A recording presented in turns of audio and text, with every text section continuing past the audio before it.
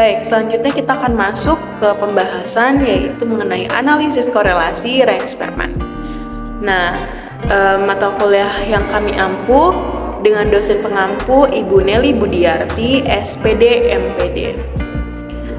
Perkenalkan sebelumnya anggota kelompok kami dengan saya sendiri Marta Carolina Purba dan rekan saya Fiska Nurul Aini Siregar. Baik, selanjutnya kita akan masuk ke materi mengenai pengertian dari korelasi Rein-Sperman. Apa sih definisinya? Dikatakan bahwa definisinya ini adalah analisis korelasi Rein-Sperman adalah teknik statistik non-parametrik yang digunakan untuk mengukur hubungan atau korelasi antara dua variabel ordinal atau interval yang tidak beretribusi normal.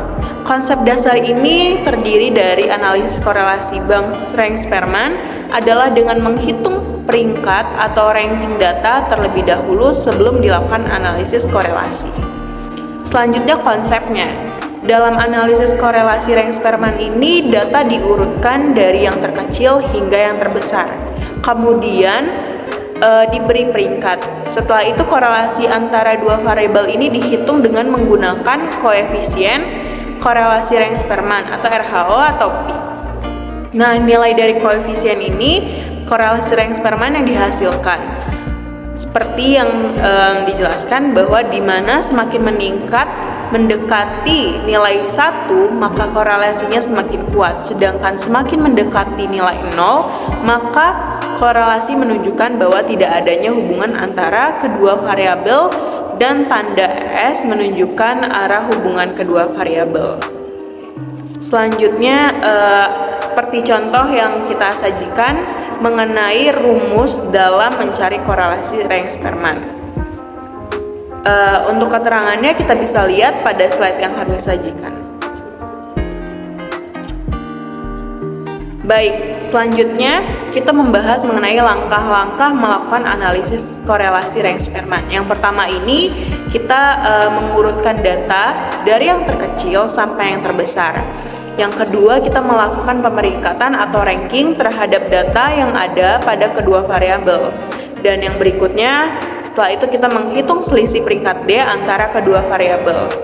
Dan yang keempat, mengkuadratkan selisih peringkat D dan menjumlahkan untuk nilai ED akar 2. Kemudian yang terakhir, menghitung nilai korelasi Rein-Sperman-nya sendiri.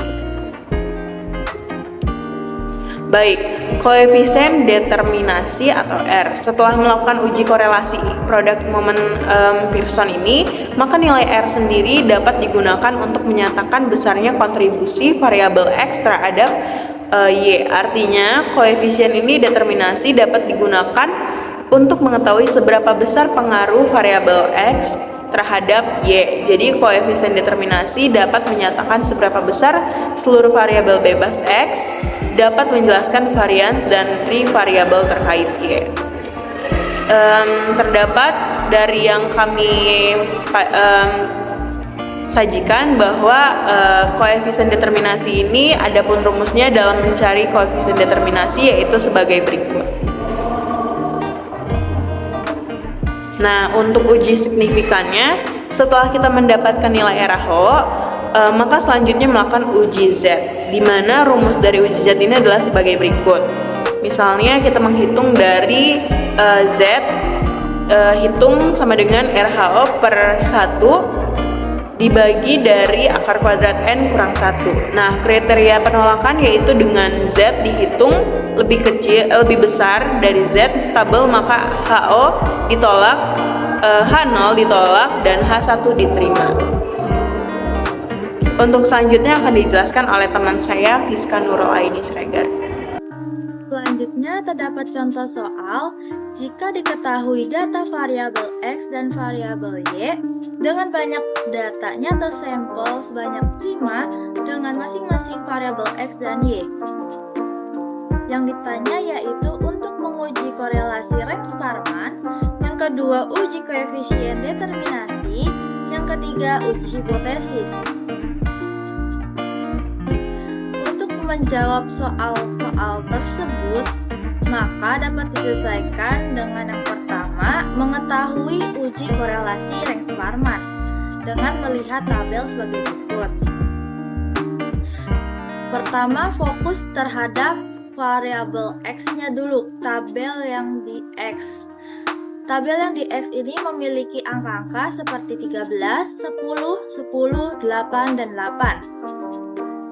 Untuk mencari nilai Rx, maka kita lihat angka yang di bawah di urutan X dan nomor urutnya, di mana nomor urut yang pertama itu terdapat di angka 13 dan nomor urut yang kedua yaitu ada 10. Nah, kalau angkanya beda, berarti di Rx-nya itu ditulis angka yang sesuai urutannya, nomor urutannya. Selanjutnya ini kan ada angka 10 sama 10 di nomor urut 2 dan 3. Untuk mencari nilai Rx-nya yaitu nomor urut 2 ditambah nomor urut 3. Jadi kan 2 tambah 3 baru dibagi sama 2. Hasilnya itu kan 2,5. Hasilnya ditaruh di kolom Rx. Selanjutnya sama seperti yang nomor urut 2 dan 3. Di sini kan ada angka 8 sama 8. Nah, untuk mencari Rx-nya, maka 4 ditambah 5 hasilnya 9 dibagi 2 hasilnya 4,5. Setelah mendapatkan nilai Rx, maka selanjutnya kita akan mencari nilai dari Ry, di mana cara menghitungnya itu sama seperti Rx, cuma yang membedakan kita melihat di tabel yang Y saja. Jadi, fokus terhadap tabel variabel Y, di mana nomor urut yang pertama bernilai 15, nomor urut yang kedua itu 13, dan nomor urut yang ketiga 13 juga. Jadi, nomor urut pertama tetap ditulis 1 di kolom Ry, sedangkan yang kolom kedua dan ketiga kan itu 13 dan 13. Berarti cara untuk mencari Ry-nya 2 ditambah 3 dibagi 2 hasilnya 2,5. Selanjutnya, nomor urut yang keempat yaitu ada 12, sedangkan nomor urut data kelima itu 10. Jadi kalau tidak sama boleh ditulis sesuai dengan nomor urutnya aja. Seperti yang nomor urut data keempat di Ry-nya, kolom Ry-nya itu ditulis 4 aja. Dan begitu juga nomor urut yang kelima. Selanjutnya kita akan mencari DI. DI ini didapat dari Rx dikurang dari Ry, di mana Rx pada nomor urut data ke-1 itu nilainya 1 dan Ry di nomor urut 1 itu bernilai 1. Jadi 1 dikurang 1 itu 0. Begitu juga selanjutnya. Setelah kita dapat nilai DI dari nomor urut data 1 ke 5, itu baru kita kuadratkan, di mana 0 dikuadratkan itu tetap 0, dan pada nomor urut yang ke data keempat itu bernilai 0,5. Nah, 0,5 ini dikuadratkan akan menjadi 0,25. Setelah dikuadratkan, maka kita menjumlahkan hasil dari DI kuadrat, yaitu dapat 0,5. Karena ini 0,5, maka kita bulatkan menjadi 1. Setelah mendapatkan jumlah dari DI kuadrat, maka kita bisa mencari nilai rho-nya dengan rumus 1 dikurang 6 dikali sigma DI kuadrat dibagi N dikali N kuadrat dikurang 1, di mana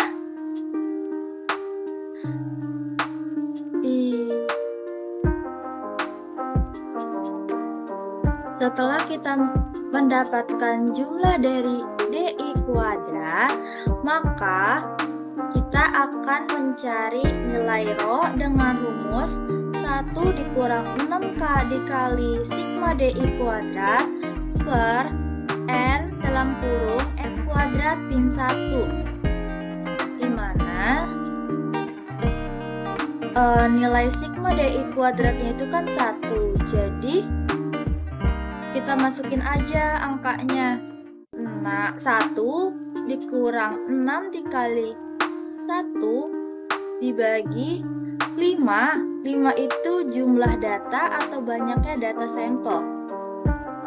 5 di dalam kurung 5 kuadrat dikurang 1 sama dengan 1 dikurang 6 per 5 dikali 24. Hasilnya sama dengan 1 dikurang 0,1 sama dengan 0,900.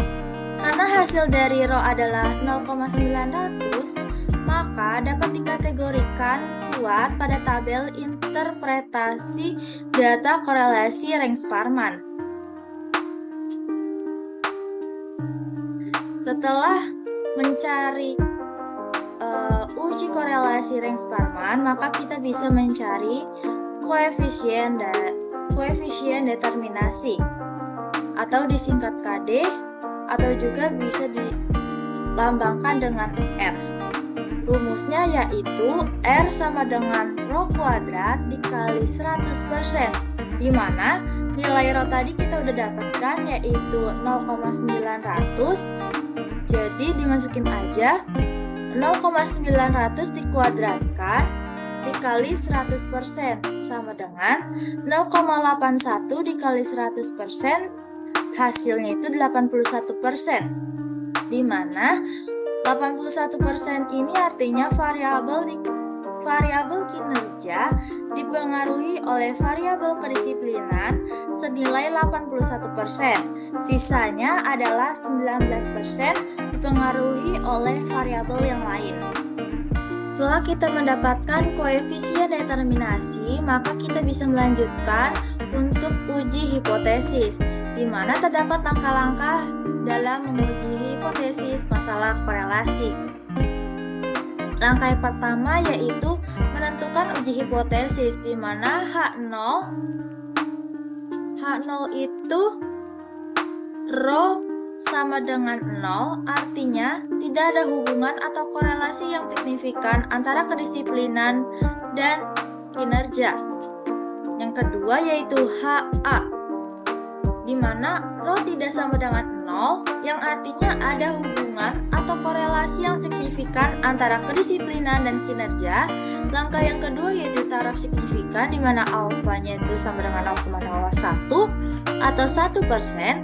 Langkah yang ketiga menentukan statistik uji dengan menghitung Z-hitung dengan rumus rho per 1 per akar dari N-1. Langkah yang keempat yaitu menentukan daerah penolakan atau kriteria uji, di mana H0 ditolak apabila Z-hitung lebih besar sama dengan dari Z-tabel. Untuk menghitung Z-hitungnya, maka tadi kan rumusnya rho per 1 per akar dari N-1, di mana rho itu bernilai 0,900 dibagi 1 dibagi akar dari 5 dikurang 1. 5 itu banyaknya data, baru dikurang 1. 0,900 bagi 1 dibagi akar dari 5 min 1, hasilnya 0,9. Jadi dapat disimpulkan bahwa H0 ditolak jika Z-hitung sama dengan Z-tabel, di mana Z-tabelnya itu terdapat margin 5% dan banyaknya data itu 5. Jadi Z-tabelnya itu bernilai 0,900. Karena Z-hitung lebih besar sama dengan Z-tabel, maka H0 ditolak dan H1 diterima, yang artinya terdapat hubungan atau korelasi yang signifikan antara kedisiplinan dan kinerja, atau dengan kata lain, tidak terjadi heteroskedasititas, yang artinya data homogen. Selanjutnya, kita dapat menggunakan aplikasi SPSS, di mana terdapat langkah-langkah sebagai berikut. Yang pertama itu siapin data yang akan dihitung melalui SPSS. Yang kedua, klik analisis, lalu klik correlate. Selanjutnya, klik bivariate. Maka hasilnya akan seperti ini. Kemudian, pindahkan kedisiplinan dan kinerja yang akan dihitung ke variabel sebelah kanan. Dari sebelah kiri dipindah ke sebelah kanan, maka checklist pada Spearman yang di correlation coefficient, baru klik to toilet dan klik OK. Maka hasil yang akan didapatkan yaitu seperti ini, di mana hasil row sama dengan hasil hitung dengan rumus manual, yaitu 0,973 sama dengan 0,900, yang artinya dikategorikan kuat. Nah, selanjutnya itu uji signifikan, di mana dalam uji signifikan hasilnya itu seperti yang di sini. Karena sig 0,05 lebih kecil dari 0,05, maka dapat disimpulkan bahwa tolak H0 dan terima H1, yaitu terdapat korelasi antara variabel kedisiplinan dengan kinerja.